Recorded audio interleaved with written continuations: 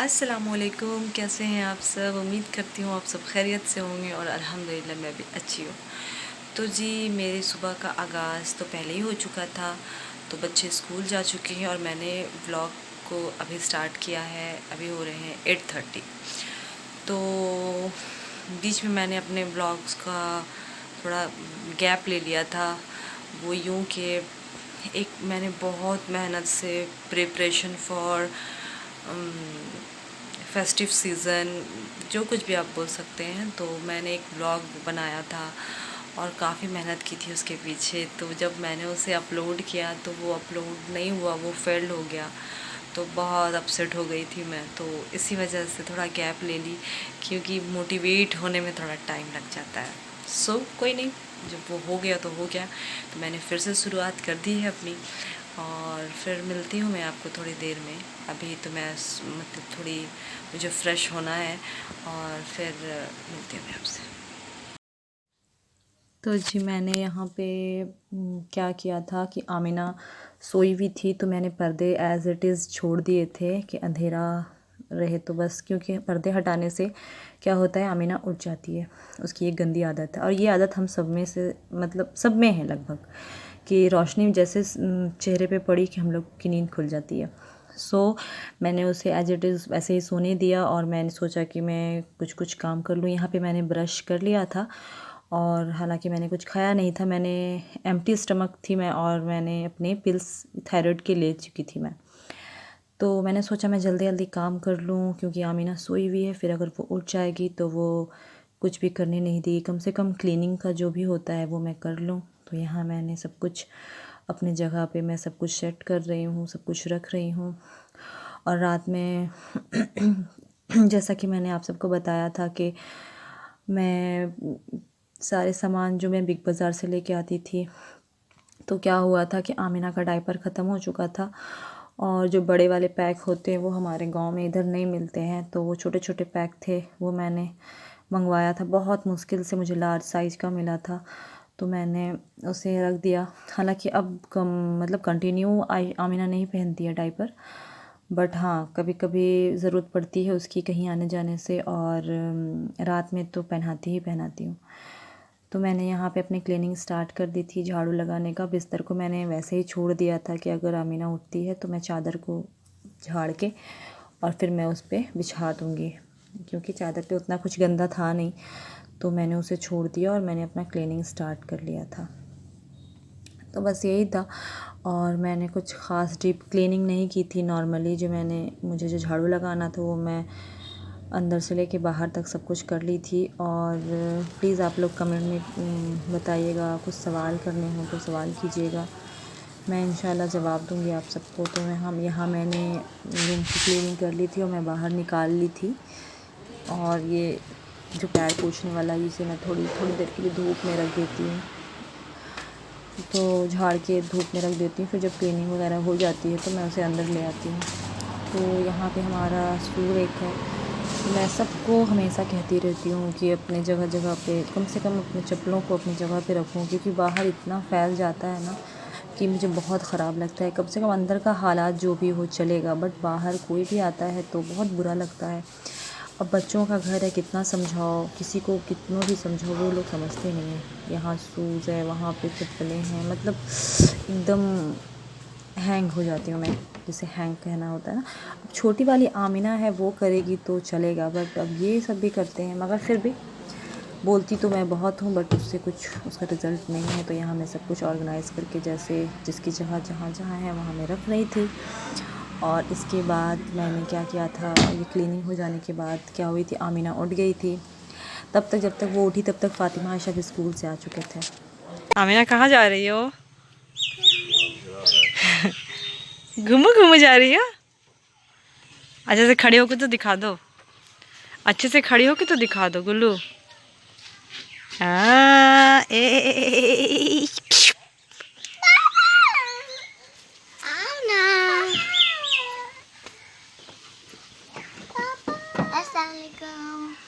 तुम भी जा रही हो? फातिमा पूरा अंधेरा आ रहा है वहाँ पे, बाहर आ जाओ। जी मैं भी जा रही हूँ। आमिना को भी ले लो गोदी। नहीं जाएगी, अब अब्बू जान के पास चली जाओ ना, चली जाओ।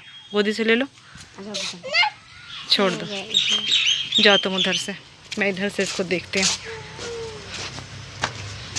दिखाओ कहाँ घूमू जा रही हो तुम, घूमू कहाँ जा रही हो, इधर दिखाओ ना मम्मा। आमिना इधर तो देखो, हाय कर दो। आमिना हेलो। तो जी यहाँ पे हो रहे हैं अभी 11 o'clock और मैं अभी नाश्ता करने लगी हूँ। सोचिए आप लोगों से शेयर करते चलो। तो यहाँ पे मैंने लिया है आलू का पराठा केचप के साथ। केचप के साथ मुझे ना अच्छा लगता है, एक ये होता है नमकीन, वो होता है मीठा, तो काफ़ी अच्छा कॉम्बिनेशन होता है। और ये जो मैंने आलू का पराठा बनाया है अंदर से रेड रेड दिख रहा है, मैंने इसमें बीटरूट डाला इसलिए ये रेड दिख रहा है। बच्चे स्कूल से आ गए हैं क्योंकि आज उन लोगों की छुट्टी हो गई है, वो इसलिए क्योंकि शायद होली की छुट्टी मिली है उन लोगों को, क्योंकि वो लोग कलर वलर भी लगा के आए थे। और अभी कंफर्म मैं नहीं हूँ क्योंकि अभी स्कूल से नोटिस आती है, शाम तक आ जाएगी कि क्या है, किस वजह से छुट्टी मिली है। अभी बच्चे इतने अच्छे से क्लियर नहीं करते हैं। ठीक है, मैं मिलती हूँ आपको नाश्ता करने के बाद। अभी हो रहा है लंच का टाइम और मैं आज खाने जा रही हूँ खिचड़ी मिक्स चावल। It's not my favourite but फिर भी खाना पड़ेगा। जब भी मुझे शॉर्टकट करना होता है ना, कुछ और काम होते हैं मेरी लिस्ट में, तो मैं खिचड़ी बना लेती हूँ। हालांकि बच्चे भी शौक से खाते हैं, मेरे हस्बैंड भी खाते हैं, बट मैं शौक से नहीं खाती, मैं ऐसे दवा के तौर पे खाती हूँ। इसलिए मैंने बस छोटी सी कटोरी में लिया ताकि मेरा पेट भर जाए और मैं इसको झेलना भी ना पड़े। तो आए आप सब भी इंजॉय करें अपना अपना लंच। और मेरे लंच को तो सिर्फ आप देख सकते हो। अब मैं आ गई ऊपर अपने सारे काम खत्म करके, और यहाँ पे आने का, यहाँ पे खड़े हो या फिर बैठे हो, कि एक अलग ही सुकून है, अलग ही लेवल का सुकून। मैं यहाँ खड़ी हूँ अभी।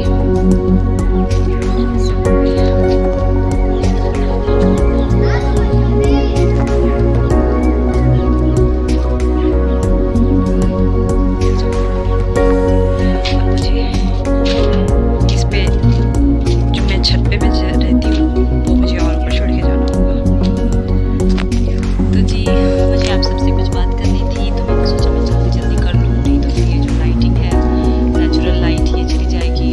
और मैं अभी तक स्ट्रगल कर रही हूँ फ्रेंड्स अपने इस लाइटिंग की प्रॉब्लम से और वाईफाई की प्रॉब्लम से, अभी तक स्ट्रगल कर रही हूँ। सो देखते हैं कब ख़त्म होती है हमारी ये स्ट्रगल। खैर कोई नहीं, मैं इस पॉइंट पे आती हूँ जो मुझे कहना था आप सबसे। उन सभी लोगों को मेरे तहे दिल से बहुत बहुत बहुत मुबारक जो लोग होली सेलिब्रेट कर रहे हैं। और एक्चुअल मुझे अभी तक कंफर्म नहीं पता है कि होली कल है परसों है, मैं देखती हूँ, पता चल ही जाएगा।